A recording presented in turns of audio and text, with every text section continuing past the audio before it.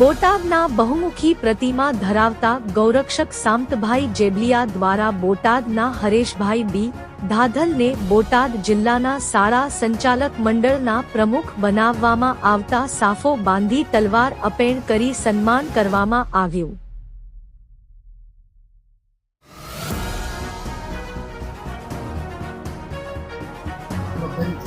મારું નામ હરેશભાઈ ધાધલ છે અને બોટાદ જિલ્લા શાળા સંચાલક મંડળોના પ્રમુખ તરીકે નવનિયુક્ત મારી વરણી થઈ છે।